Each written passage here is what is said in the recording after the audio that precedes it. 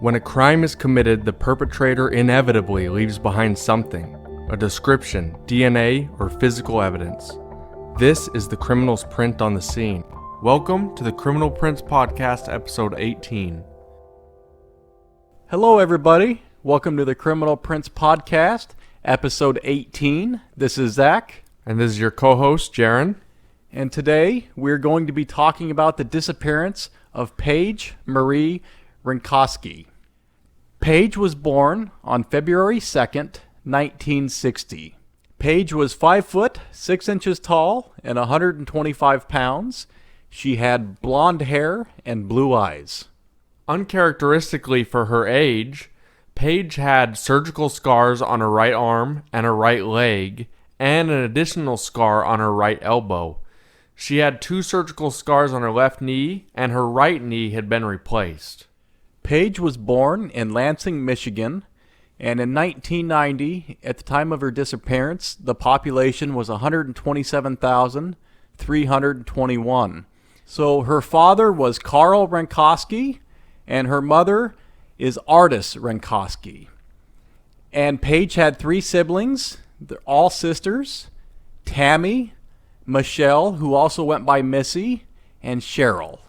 She attended Okemos High School, home of the Chiefs, located in Okemos, Michigan. She graduated in 1978.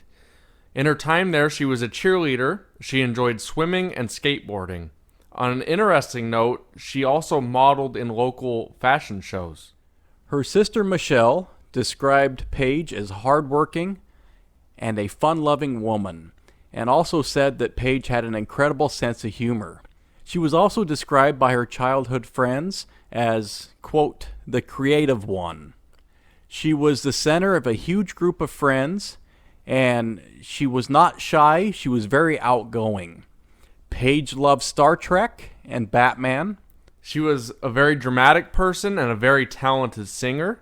Much like I do, she very much loved her cars. She had a red Toyota MR2. She once told her grandmother, on a kind of funny note, that she finally met the love of her life, Mr. 2, for MR2, the model of the car. So Paige met Steve DeBrander at a Michigan State hockey game in 1987. And when they met, Paige told her family that she had finally met the one. They became engaged and moved in together. And they were both very loud and passionate people. And they had disagreements, as, let me add, Jaron, I'm sure you would agree, all couples do. Paige and Steve lived together in the Lansing-DeWitt area, Clinton County, Michigan. DeWitt is actually a suburb of Lansing, Michigan. Lansing, Michigan, of course, being the capital of Michigan. She had recently returned to college to pursue a degree in teaching. Her goal was to work with children, specifically deaf children. Her degree was to be in early childhood education, and she worked as a substitute teacher or a preschool aide. But before she decided to go back to school, she worked as a waitress. The dreaded day we're going to be talking about is May 24th, 1990. And keep in mind, this is the Thursday before Memorial Day weekend. So Paige's mother, Ardis, who she was very close to, was flying out that day at around 11:30 a.m., and so Paige gave Ardis a ride to the airport. The airport was located in Romulus, Michigan. The airport was about an hour and a half away from Paige's house. Her mother, Ardis, who was flying to Georgia, was going to visit her daughters and her second grandchild. Paige actually drove her mother's work car. It was a 1986 silver Cutlass Kaye. After dropping her mom off at the airport, Paige visited with a friend at a park in Canton, Michigan. So Paige was heading back to watch Steve, her fiancé, play in a softball game. Between 2:30 and 2:45 p.m., she stopped by a convenience store located west of Interstate 275 in Canton. This convenience store, on a side note, has since been torn down. The store clerk said that he remembered her because of her outfit, and he said she was wearing distinctive, multicolored, loose-fitting flowered pattern pants and a distinctive necklace. And while Paige was there, she bought a single bottle of beer. At about 3:30 p.m., an eyewitness saw Paige stopped on the westbound shoulder of I-96. This is a half a mile from the Fowlerville, Michigan exit. Paige was talking to two unknown African-American men, and they had a maroon or a burgundy minivan. They were standing, talking in between the two vehicles, and Paige was seen gesturing, throwing her hands in the air. One of the men was seen putting his hand on Paige's shoulder. Most eyewitnesses say that Paige's car was parked in front, and the van, the burgundy or maroon van, was parked behind. Multiple witnesses also said that a man was seen leaning with his hand on the cutlass. And we will get into this more later as we talk about the evidence. This was off of I-96. The speed limit is 65 miles an hour. So, it is a little bit tough to get clear images of the scene and what was going on. And that probably is a lot of the reason a lot of the accounts vary. There's one possible eyewitness a little later as well, at 4 p.m., and it was the same type of sighting, talking to an African-American male. Interesting note, 80% of the tips said Paige was talking to an African-American, and in the other 20% of the accounts, it was a Hispanic man. So it makes it sound like it was certainly a person of color. The first call to police about Paige's car actually was made at 3:18 p.m. Another motorist driving by saw Paige and her car between 3:30 to 4. Now, having said this, we don't know the exact time Paige went missing, so it could have been the 3:15 to 3:30 time range, or it could have been possibly 4 o'clock. We're unfortunately just not quite sure. Now, this same motorist that said he saw Paige between 3:30 and 4 drove by again at 7:30 p.m. and noticed Paige's car was still there. This is when he became concerned and called the police. So he didn't see Paige, he just saw the car, and the car was in the same locations it was earlier. But when the police arrived at 8 p.m., it was strange because the keys were in the ignition, the car was running, the lights and the radio were on, the driver's door was unlocked, but all the other doors were locked.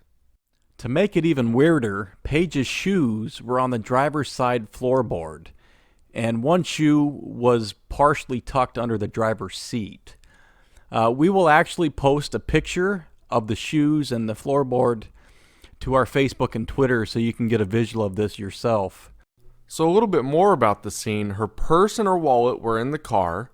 The open bottle of beer that she had bought earlier was also in the car. There was no significant damage to the vehicle, so the officers turned the car off. They looked in the purse. They found some contact information. They ran the license plate, and they found Artis was the registered owner. So they called Artis, and they left a message.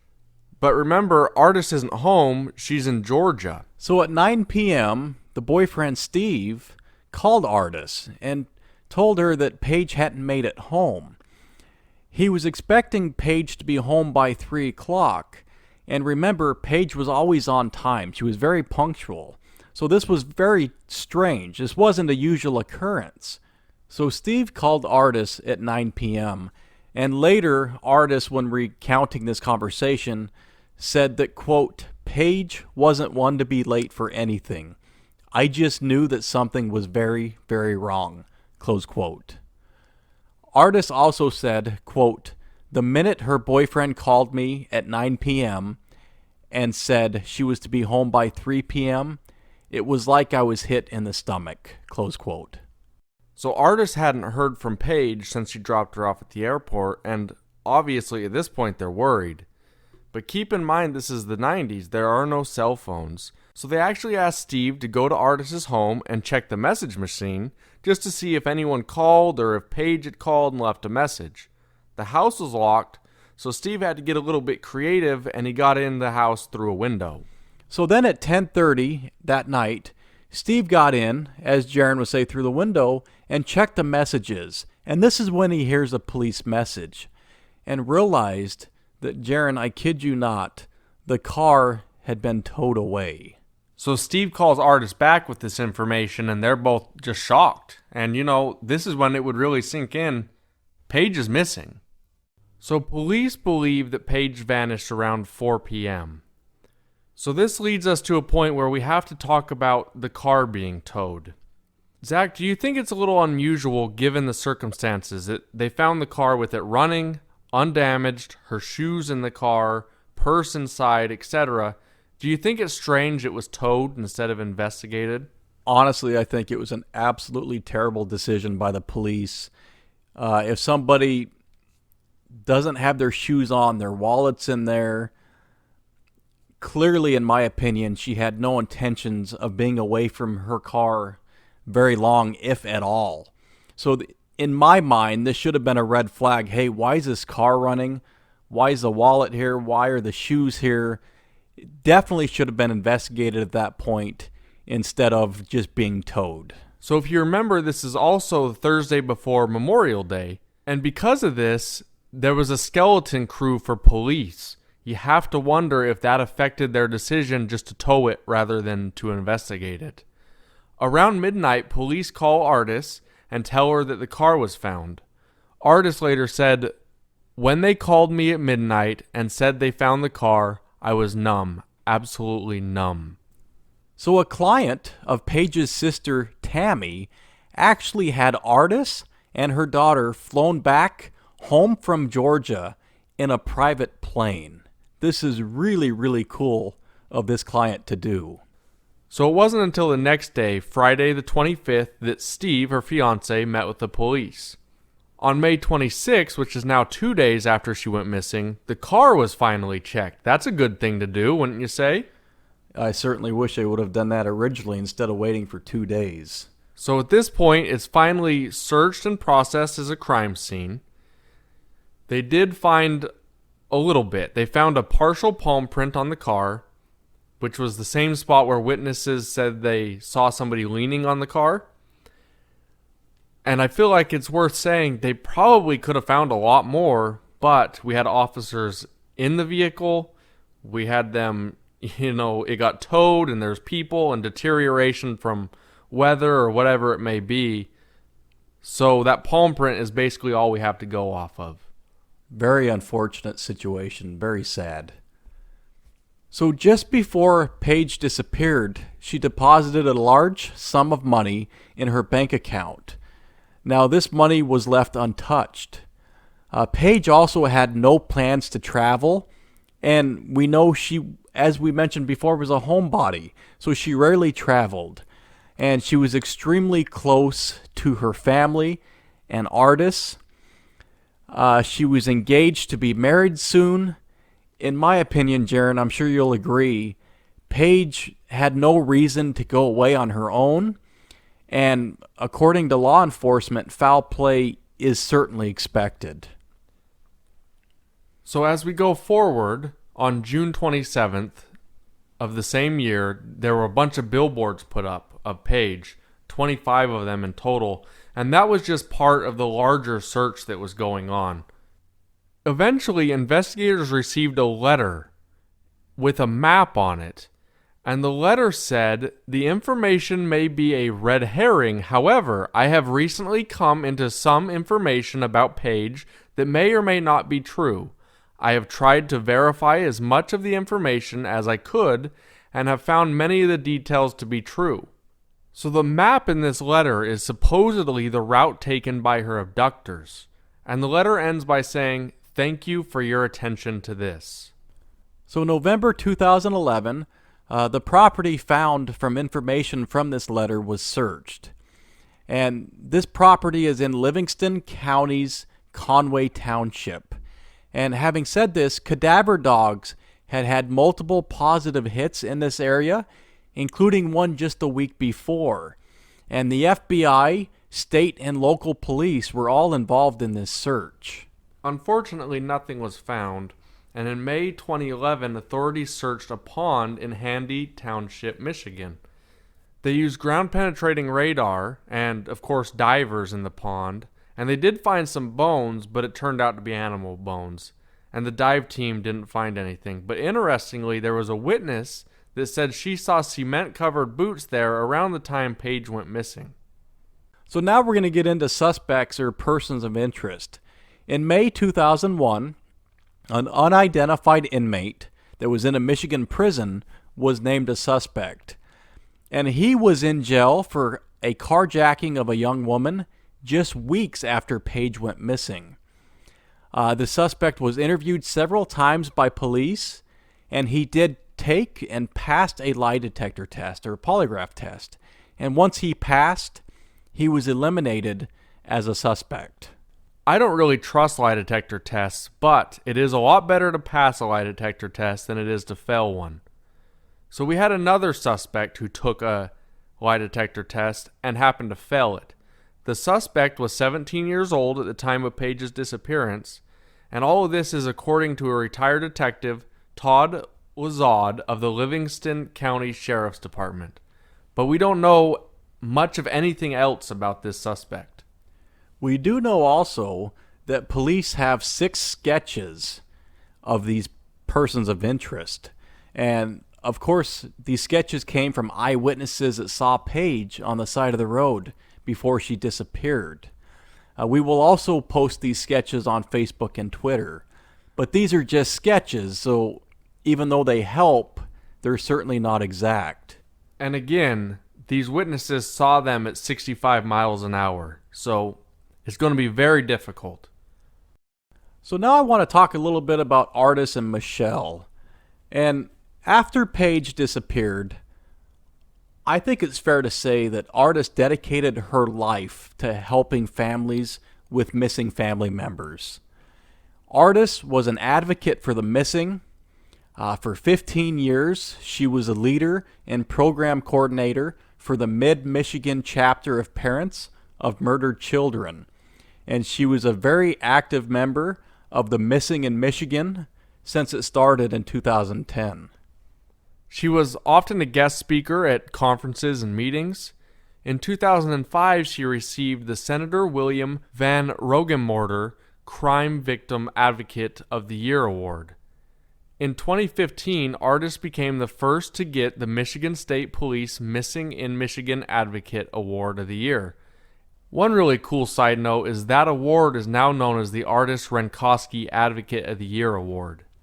In 2017, Artis passed away, so they had a dual funeral for Paige and Artis, and they celebrated their memories, celebrated their lives together. That is really unique to be able to celebrate, and to some degree it probably helped have a little bit of closure and move on to the next chapter of their lives. It's very cool.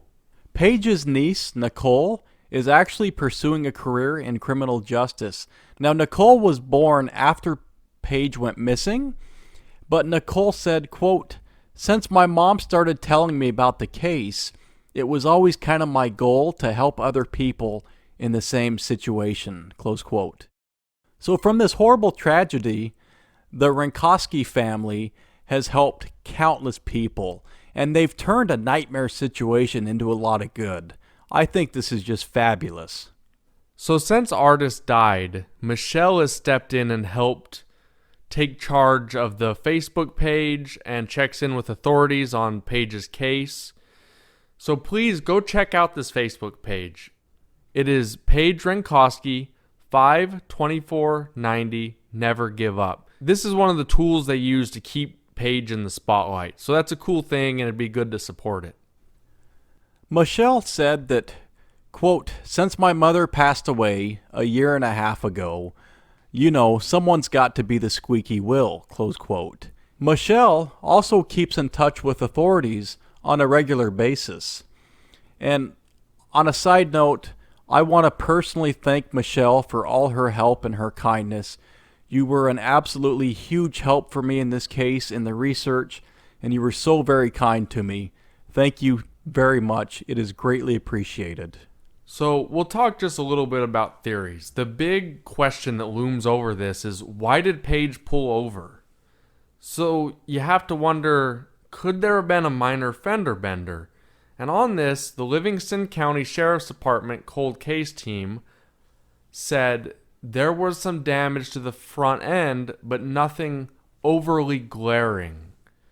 In fact, the front end damage is believed by the family to have been there previously and is not believed to have been new or part of the disappearance.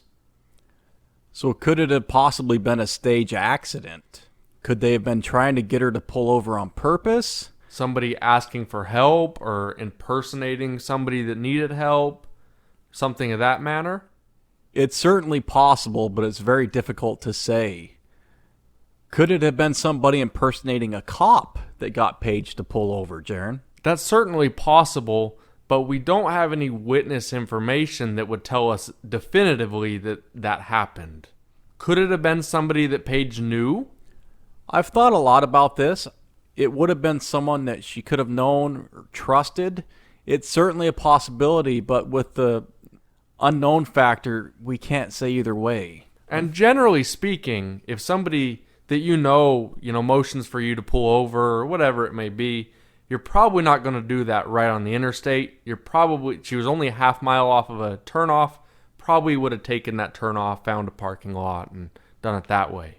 So let's talk a little bit about conclusions and recap what we have here. So we do have prints and a partial palm print.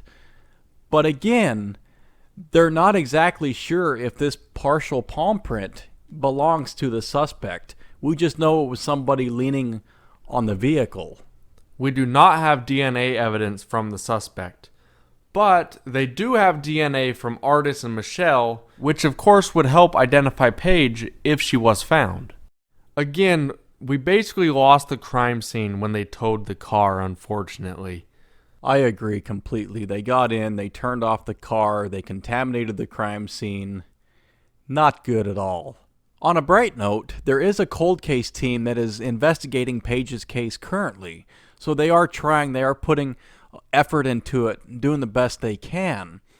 Because it's being investigated, if you've heard somebody possibly talking about Paige's case, bragging about it, maybe you even thought it was a joke, report it. Every tip is huge, and as we know, it only takes one tip to completely blow open the case. The Renkoski family deserves answers, and they deserve justice. So if you know something, Jaron, who do you contact for tips and information? You can contact the Livingston County Sheriff's Department at 517-546-2440. The Livingston County Sheriff's Department tip line number is 517-546-8477. You can also contact Crime Stoppers at 1-800-773-2587. These calls are never recorded, so they can be completely anonymous. And of course, if you really have something pressing, you can always just call 911. And so that is episode 18, The Disappearance of Paige Renkoski. I want to personally thank everybody for listening. It means a lot to me. I'm sure, Jaron, you would agree we love our listeners. We really do appreciate our listeners, so thank you very much for taking time out to listen. If you would be so kind, please subscribe and review us on any podcast app you listen to. It would be huge for the future growth of the podcast. Please check out our Facebook and our Twitter at Criminal Podcast. And everybody have an absolutely fantastic day. And remember, keep your record clean and your prints off the scene.